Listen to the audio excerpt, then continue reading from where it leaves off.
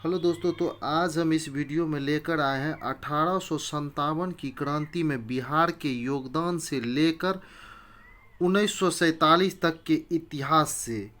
BPSC ने अभी तक जितने भी प्रश्न को पूछा है, सारे प्रश्नों का संग्रह हम लेकर आपके बीच उपस्थित हुए हैं दोस्तों। तो इस वीडियो को आप ध्यानपूर्वक देखें, क्योंकि ये वीडियो आपके परीक्षा के दृष्टिकोण से काफ़ी महत्वपूर्ण रहने वाला है दोस्तों। इस टॉपिक से सभी परीक्षाओं में बीपीएससी में तो अक्सर प्रश्न पूछे ही जाते हैं दोस्तों।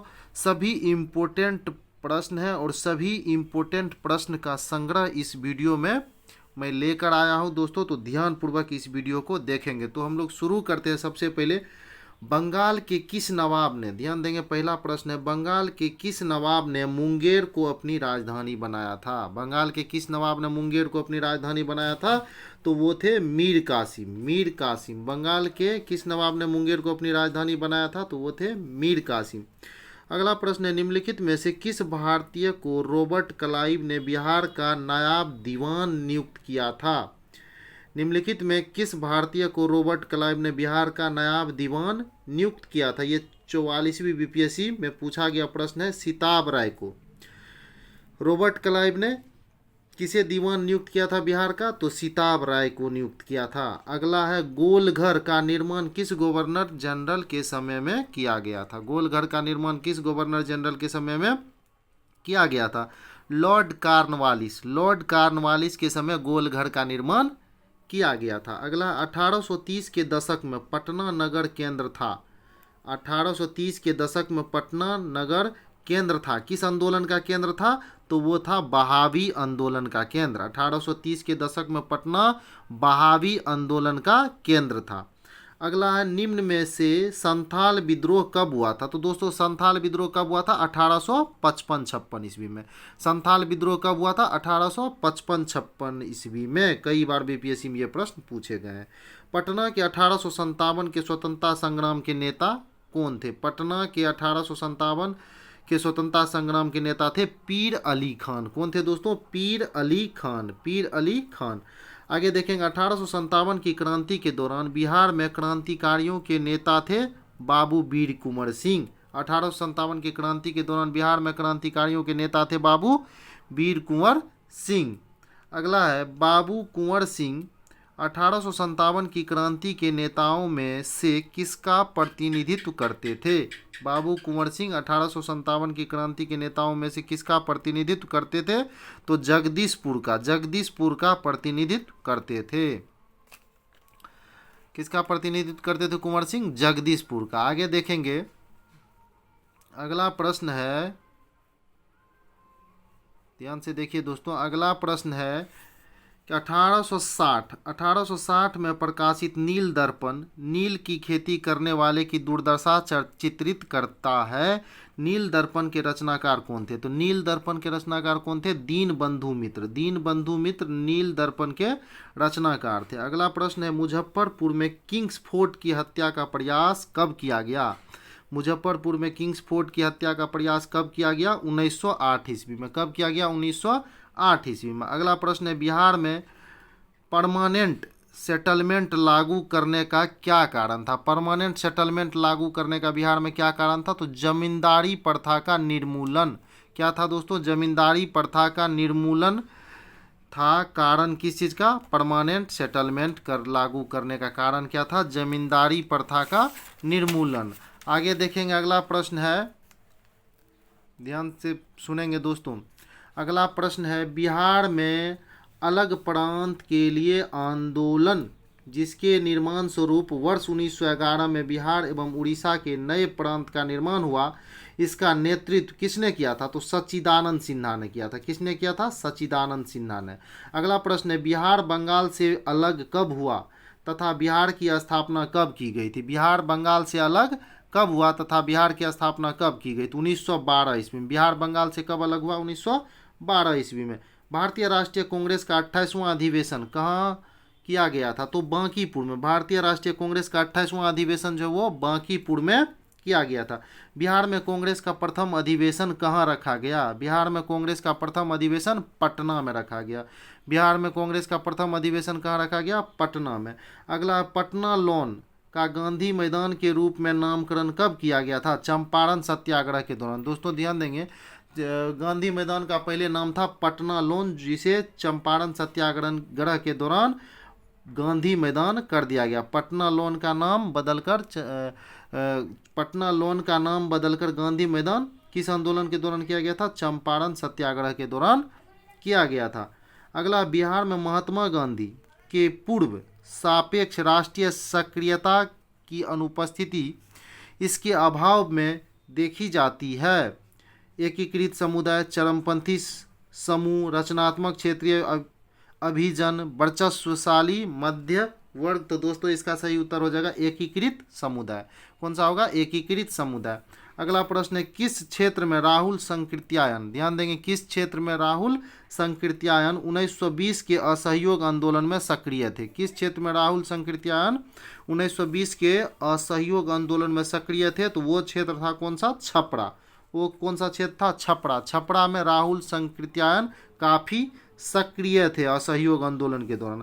अगला, चंपारण नील आंदोलन के राष्ट्रीय नेता कौन थे? चंपारण नील आंदोलन के राष्ट्रीय नेता कौन थे? महात्मा गांधी। चंपारण नील आंदोलन के राष्ट्रीय नेता कौन थे? महात्मा गांधी। चंपारण नील आंदोलन के राष्ट्रीय नेता कौन थे? महात्मा गांधी। असहयोग आंदोलन के दौरान किसने पटना कॉलेज छोड़ा था? असहयोग आंदोलन के दौरान किसने पटना कॉलेज? हाँ, तो दोस्तों चंपारण सत्याग्रह के नेता कौन थे? चंपारण सत्याग्रह के नेता थे महात्मा गांधी। चंपारण सत्याग्रह के नेता कौन थे? महात्मा गांधी। अगला प्रश्न है, असहयोग आंदोलन के दौरान किसने पटना कॉलेज छोड़ा था जबकि उसकी परीक्षा में केवल 20 दिन बचे हुए थे? असहयोग आंदोलन के दौरान किसने पटना कॉलेज छोड़ा था जबकि उसकी परीक्षा में केवल 20 दिन ही बचे थे? तो वो थे दोस्तों जयप्रकाश नारायणन। जयप्रकाश नारायणन ने पटना कॉलेज को असहयोग आंदोलन के समय में छोड़ दिया था। अगला प्रश्न है, हजारीबाग में बिहारी स्टूडेंट कॉन्फ्रेंस का 16वां अधिवेशन हुआ था। हजारीबाग में बिहारी स्टूडेंट कॉन्फ्रेंस का 16वां अधिवेशन हुआ था, और ये अधिवेशन कब हुआ था? तो 1921 ईस्वी में। तो स्टूडेंट कॉन्फ्रेंस का 16वां अधिवेशन कहाँ हुआ था? हजारीबाग में। कब हुआ था? ध्यान से सुनेंगे, 1921 ईस्वी में। काफ़ी इंपॉर्टेंट प्रश्न है ये। स्टूडेंट कॉन्फ्रेंस जो हुआ था हजारीबाग में कितना ईस्वी में? 1921 ईस्वी में। कई बार बीपीएससी में पूछा गया प्रश्न है। अगला प्रश्न है, गांधी जी ने भारत में पहली बार सत्याग्रह आंदोलन बिहार में कहाँ से प्रारंभ किया था? गांधी जी ने बिहार में पहली बार सत्याग्रह का प्रारंभ जो है कहाँ से किया था? तो वो किया था चंपारण से। गांधी जी ने पहली बार सत्याग्रह का प्रारंभ कहाँ किया था? बिहार के चंपारण जिले से। इसके बारे में तो आप लोगों को दोस्तों काफ़ी जानकारी पहले से होंगी कि इन्हें जो आमंत्रित किया था वो राजकुमार शुक्ल नामक एक किसान नेता ने किया था, जो कि मुरली भारवा गांव के निवासी थे। अगला प्रश्न है, निम्न में से कौन सा भारत में गांधी जी का प्रथम सत्याग्रह था जिसमें उन्होंने सविनय अवज्ञा का प्रयोग किया? जिसमें उन्होंने क्या किया था? सविनय अवज्ञा का प्रयोग किया। तो दोस्तों वही चंपारण सत्याग्रह, यही गांधी जी का पहला सत्याग्रह आंदोलन था जिसमें उन्होंने सविनय अवज्ञा का प्रयोग किया था। अगला प्रश्न हम लोग देखेंगे। अगला प्रश्न है, चंपारण में, ध्यान देंगे, चंपारण में इंडिगो के किसानों की दशा, चंपारण में इंडिगो के किसानों की दशा की ओर गांधी जी का ध्यान किसने आकर्षित करवाया था? तो वो थे किसान नेता राजकुमार शुक्ल। कौन थे दोस्तों? राजकुमार शुक्ल। ध्यान से सुनेंगे, चंपारण आंदोलन से कौन संबंधित था? चंपारण आंदोलन से निम्न में से कौन संबंधित था? मैं इसका ऑप्शन भी पढ़ूंगा। पहला है डॉक्टर राजेंद्र प्रसाद, दूसरा है अनुग्रह नारायण सिंह, तीसरा है जेबी कृपलानी और चौथा है जयप्रकाश नारायणन। तो दोस्तों इसका सही उत्तर हो जाएगा जयप्रकाश नारायणन। चंपारण सत्याग्रह से जयप्रकाश बाबू संबंधित थे। अगला प्रश्न है, बिहार में तिनकठिया पद्धति में नील की खेती के लिए भूमि का कितना भाग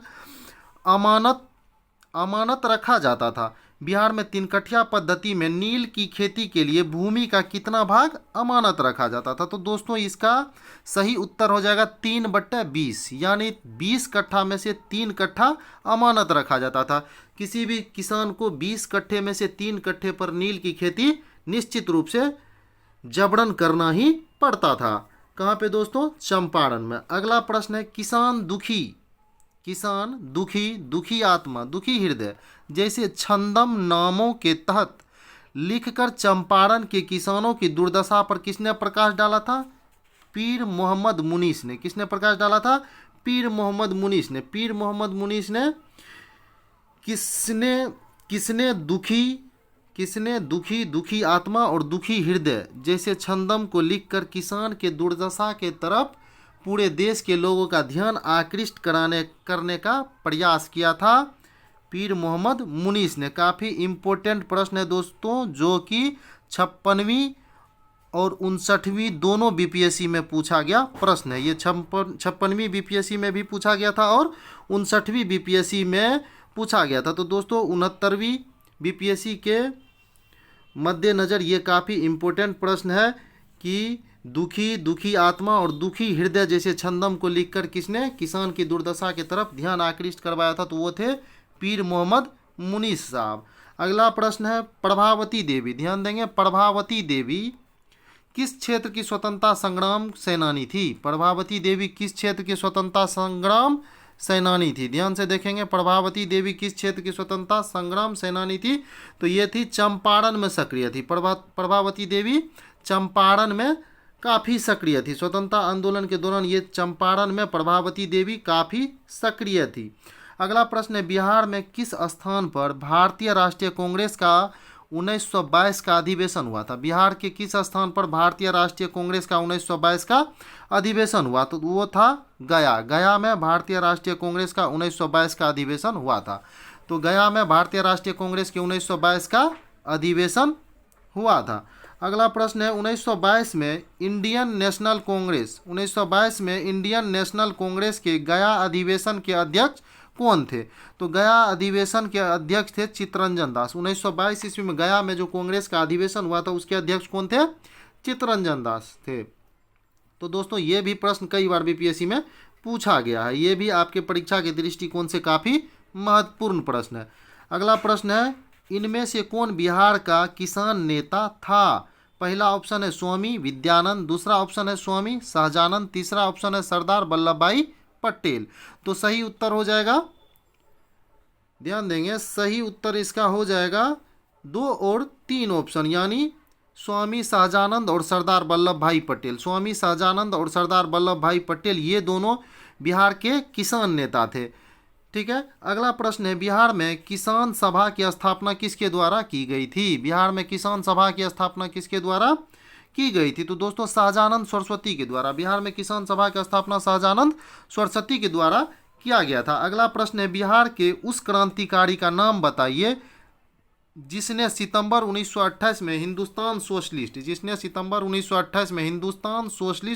रिपब्लिकन आर्मी की बैठक में भाग लिया था। बिहार के उस क्रांतिकारी का नाम बताइए जिसने सितंबर 1928 में हिंदुस्तान सोशलिस्ट रिपब्लिकन आर्मी की बैठक में भाग लिया था। तो दोस्तों वो थे फणींद्र नाथ घोष। कौन थे? फणींद्र नाथ घोष। अगला प्रश्न है, बिहार प्रांतीय किसान सभा का गठन कब हुआ था? बिहार प्रांतीय किसान सभा का गठन कब हुआ था? मार्च 1929। बिहार प्रांतीय किसान सभा का गठन कब हुआ था? मार्च 1929। अगला प्रश्न है, सन 1930 में कांग्रेस का स्वविनय अवज्ञा आंदोलन। सन 1930 में कांग्रेस का स्वविनय अवज्ञा आंदोलन इतना सफल हुआ कि निम्नलिखित शहरों में से एक में अंग्रेजी राज का चिन्ह कई महीनों तक गायब सा हो गया था। वो था दोस्तों बरही। कौन सा ऑप्शन हो जाएगा दोस्तों? बरही। अगला प्रश्न देखेंगे, नमक सत्याग्रह। ध्यान देंगे, नमक सत्याग्रह के दौरान बिहार में लोगों ने नमक बनाने के साथ साथ किस कर के विरोध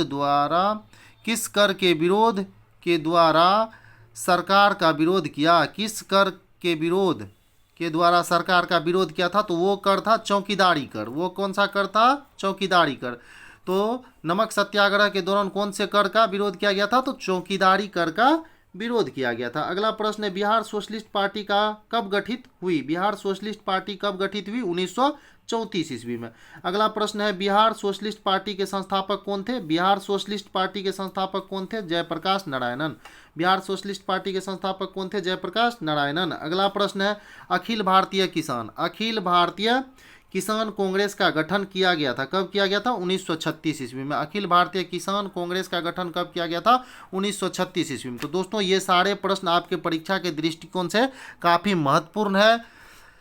चाहे वह आप किसी भी प्रकार के परीक्षा की तैयारी कर रहे हो, जैसे बीपीएससी या अन्य कोई भी परीक्षा की तैयारी कर रहे हैं आप, तो आपके लिए ये सारे प्रश्न काफ़ी महत्वपूर्ण है। तो दोस्तों इतना मेहनत करके आप लोगों के लिए इस प्रकार के वीडियो को तैयार करते हैं ताकि आप लोगों की परीक्षा की तैयारी जो है वो अच्छे से अच्छे तरीके से हो सके और आपके अधिकारी बनने तक का जो सफ़र है उसमें मैं मददगार साबित हो सकूं। तो दोस्तों अगर आपने अभी तक चैनल को सब्सक्राइब नहीं किया तो पहले चैनल को सब्सक्राइब कर लें, फिर हम लोग कक्षा को आगे बढ़ाएंगे।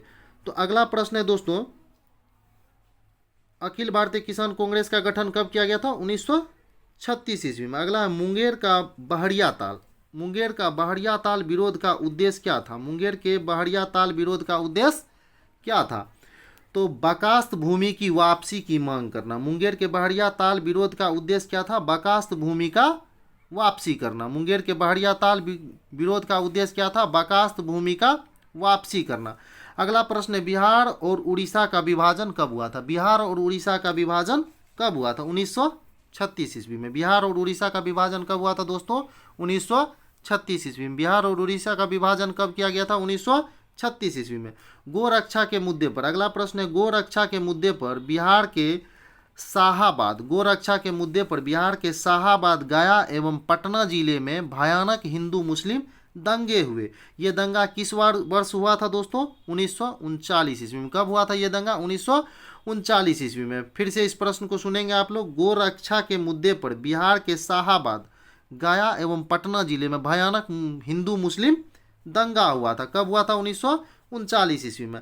अगला प्रश्न है बलदेव सहाय ने महाधिवक्ता के पद से त्यागपत्र कब दिया था? बलदेव सहाय ने महाधिवक्ता के पद से त्यागपत्र कब दिया था? बलदेव सहाय ने महाधिवक्ता के पद से त्यागपत्र कब दिया था? तो दोस्तों 1942 ईस्वी में। बलदेव सहाय ने महाधिवक्ता के पद से 1942 ईस्वी में त्यागपत्र दे दिया था। अगला प्रश्न है महात्मा गांधी तथा उनके सहयोगियों की 1942 में हुई धरपकड़ में बिहार में बहुत दंगे हुए। इसमें रेल सेवा पूर्ण रूप से ठप हो गई। इसमें अधिकतम प्रभावित जिला कौन सा था? पटना था। तो 1942 के समय में सबसे अधिकतम प्रभावित जिला कौन सा था? पटना था। अगला प्रश्न है 1942 के आंदोलन में डॉक्टर राजेंद्र प्रसाद को किस जेल में कैद करके रखा गया था? तो दोस्तों ध्यान से सुनेंगे। 1942 के आंदोलन में डॉक्टर राजेंद्र प्रसाद को किस जेल में कैद करके रखा गया था? तो वो कौन सा जेल था? बांकीपुर। ध्यान देंगे, बांकीपुर। कई बार बीपीएससी में पूछा गया प्रश्न है। तो राजेंद्र बाबू को किस जेल में कैद करके रखा गया था? बांकीपुर में। ये 43वीं बीपीएससी में पूछा गया प्रश्न है और 48वीं बीपीएससी, 52वीं बीपीएससी में भी पूछा गया प्रश्न है। तो 1942 के आंदोलन में राजेंद्र बाबू को किस जेल में रखा गया था? बांकीपुर जेल में। अगला प्रश्न है बिहार के प्रमुख समाचार पत्र बिहारी के संपादक कौन थे? बिहार के प्रमुख समाचार पत्र बिहारी के संपादक कौन थे? तो इसके संपादक थे बाबू महेश्वर प्रसाद। ध्यान से सुनेंगे, इसके संपादक कौन थे? बाबू महेश्वर प्रसाद। कौन से समाचार पत्र? तो बिहारी के संपादक कौन थे? बाबू महेश्वर प्रसाद। बिहारी के संपादक कौन थे? बाबू महेश्वर प्रसाद। ये भी 53वीं और 55वीं बीपीएससी में पूछा गया प्रश्न है। अगला प्रश्न है स्वतंत्रता पूर्व बिहार में बड़े जमींदारों की राजनीतिक शक्ति बचाने का माध्यम क्या था? आर्थिक स्थिति। क्या थी उसकी माध्यम? आर्थिक स्थिति। किसके प्रयत्नों से? ध्यान देंगे। अगला प्रश्न है किसके प्रयत्नों से बिहार प्रांतीय कांग्रेस का दूसरा अधिवेशन हुआ था? किसके प्रयत्नों से बिहार प्रांतीय कांग्रेस का दूसरा अधिवेशन हुआ था? तो वो थे श्री दीप नारायण सिंह। किसके प्रयत्न से? दीप नारायण सिंह के प्रयास से बिहार प्रांतीय कांग्रेस का दूसरा अधिवेशन का आयोजन किया गया था। बिहार प्रांतीय कांग्रेस के दूसरे अधिवेशन का आयोजन किसके मदद से किया गया था या किसके प्रयास से किया गया था? तो श्री दीप नारायण सिंह के प्रयास से किया गया था। अगला प्रश्न है बिहार के प्रथम मुख्यमंत्री कौन थे? ये प्रश्न तो दोस्तों सभी आप लोग जानते ही होंगे। बिहार के प्रथम मुख्यमंत्री कौन थे? श्री कृष्ण सिंह। बिहार के प्रथम मुख्यमंत्री कौन थे? श्री कृष्ण सिंह। अगला प्रश्न है, निम्नलिखित में बिहार के कौन से जिले के कुछ इलाके पश्चिम बंगाल को दे दिए गए थे? तो वो थे पूर्णिया और मानभूम। कौन सा था दोस्तों? पूर्णिया और मानभूम। पूर्णिया और मानभूम को किसे दे दिया गया था? बंगाल को।